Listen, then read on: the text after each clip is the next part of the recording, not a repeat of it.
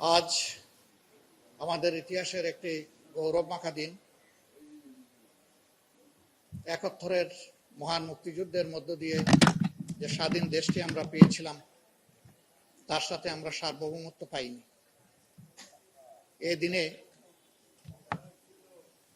সারা দেশবাসী, তরুণ যুব সমাজের নেতৃত্বে সংঘবদ্ধ হয়ে ফ্যাসিবাদের হাত থেকে দেশকে মুক্ত করেছিল, এই আশায় যে স্বাধীনতার পাশাপাশি আমরা পূর্ণ সার্বভৌমত্ব পাব।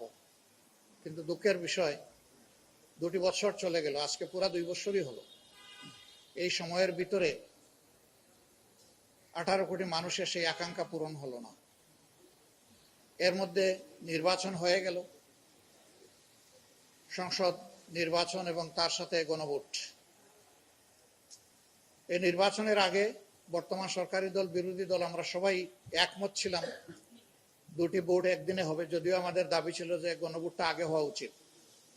বর্তমান সরকারি দলের চাপাচাপির কারণে পরিবেশ অসুন্দর না হোক, সেদিন আমরা মেনে নিয়েছিলাম। তারাও বলেছিলেন গণভোটের রায় যদি সংস্কারের পক্ষে জনগণ হা বলে, তাহলে আমরা তা বাস্তবায়নে বাধ্য থাকবো। আমরাও তাই বলেছিলাম।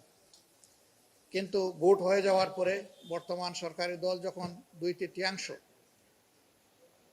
তারা আসন লাভ করে ফেললো, তখন তারা তাদের ওয়াদা থেকে সরে গেলেন এবং তারা জাতির সাথে দেওয়া কথা তারা রাখলেন না। কার্যত তারা জাতির সাথে প্রতারণা করলেন। জাতি একটা পরিবর্তন চেয়েছিল, আমাদের যুব সমাজ একটা পরিবর্তন চেয়েছিল। কোটার জন্য আন্দোলন শুরু হলেও শেষ পর্যন্ত এটা আর কোটায় থাকেনি, 1 দফার আন্দোলনে পরিণত হয়েছিল। কিন্তু আমরা এখন দেখতে পাচ্ছি সব জায়গায় বেপরোয়া, নির্লজ্জ দলীয়করণ এবং সব জায়গায় সন্ত্রাস এবং ফ্যাসিবাদ। আমরা উদ্বিগ্ন, কিন্তু আমরা ভীত নই। এই জাতি বরাবর ফ্যাসিবাদকে ফেস করেছে। বিশেষ করে হাসিনার মতো গেড়ে বসা 15.5 বছরের কঠিন ফ্যাসিবাদকে এই দেশ থেকে তাড়িয়ে মুক্ত করেছে এদেশেরই মানুষ। আমরা নতুন যারা ফ্যাসিবাদের পথে হাঁটছেন বর্তমান সরকার, আমি পরিষ্কারভাবে বলছি, এই পথ থেকে ফিরে আসুন, জনগণের রায়ের প্রতি সম্মান প্রদর্শন করুন, আজকের দিনটাকে বিশেষভাবে স্মরণ করুন। এদিন না হলে বেগম খালেদা জিয়া মুক্ত হতেন না। ওই 6 মাস পর পর হাসিনার অনুমতি নিয়ে বাইরে থাকতে হতো, যেটা এর আগে থেকে চালু হয়েছিল। তারেক সাহেব দেশে আসতে পারতেন না, এমনকি তিনি 5 তারিখে দেশে আসেন নাই, 6 তারিখে আসেন নাই, 1 মাসের ভিতরে আসেন নাই, 1 বছরের ভিতরে আসেন নাই। তিনি এসেছেন 1.5 বছরের মাথায়। এই ফ্যাসিবাদকে তাড়ানোর কারণে এটা সম্ভব হয়েছে। কৃতজ্ঞতা আদায় করুন। কৃতজ্ঞতা আদায় করলে জাতি খুশি হবে, আল্লাহ তাআলা খুশি হবেন। আর অকৃতজ্ঞ হলে তার মাসুল দিতে হবে। আজকে কেন আমরা এই ছোট্ট আয়োজনে এটা আয়োজন করেছি? আমরা জাস্ট আয়োজন করেছি বিবেককে একবার একটু ধাক্কা দেওয়ার জন্য। এটি সমস্ত জনগণের জন্য খোলা, যে আসবে ওয়েলকাম। এখানে কোনো ফিল্টার নাই, রেস্ট্রিকশন নাই। তারা দেখবে, নিজের অভিপ্রায় ব্যক্ত করবে।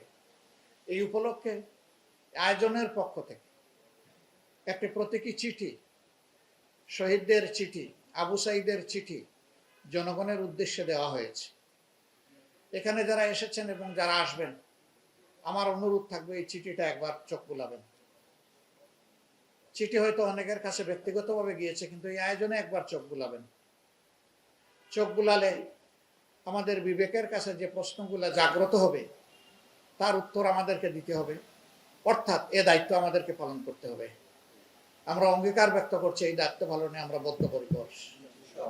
আমরা কোনো লোভ এবং কোনো ষড়যন্ত্রের কাছে মাথা নত করব না। আমরা মাথা উঁচু করে জনগণের জন আকাঙ্ক্ষাকে পূরণ করার জন্য, অর্থাৎ গণভোটের গণরায়কে বাস্তবায়ন করার জন্য আমাদের লড়াই চলবে। এবং আমরা আত্মবিশ্বাস, ইনশাআল্লাহ আমরা বিজয়ী হব, জনগণ বিজয়ী হবে। এই লড়াইয়ের কোনো পরাজয় নাই, কারণ এটা কোনো দলের জন্য নয়। এটা ফ্যাসিবাদ মুক্ত আগামীর একটা বাংলাদেশ নিশ্চিত করার জন্য এই লড়াই।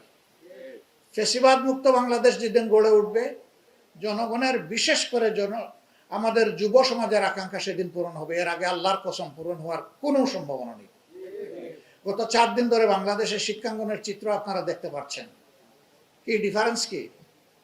একই চিত্র, সেই রামদা, সেই কিরিচ, সেই হাতুড়ি, সেই চাইনিজ কুড়াল, সেই হেলমেট, সেই বাইরের টুকাই, সেই বাইরের সন্ত্রাসী। শিক্ষাঙ্গনের পবিত্র অঙ্কনকে তারা কলুষিত করছে, রক্তাক্ত করছে। এই বাংলাদেশের জন্য আমাদের শহীদরা জীবন দিয়ে যায়নি। এই বাংলাদেশের জন্য জুলাই যোদ্ধারা যুদ্ধ করে নাই। এই বাংলাদেশ থামাতে হবে, আকাঙ্ক্ষার বাংলাদেশ গড়তে হবে। ইনশাআল্লাহ সে পথেই আমরা এগিয়ে যাব। এই অঙ্গীকার নিয়েই আমরা এখন আজকের এই যে প্রদর্শনী, সেই প্রদর্শনীর আমরা শুভ উদ্বোধন ঘোষণা করতে যাচ্ছি। আল্লাহ তাআলা আমাদের এই সামান্য আয়োজনকে কবুল করুন। এটি যদি জাতির চেতনা জাগ্রতে, বিশেষ করে এই জাতিকে যারা নেতৃত্ব দিবে তাদের বিবেকে যদি সামান্য সাড়া দেয়, তাহলে আমাদের এই আয়োজন সার্থক হবে।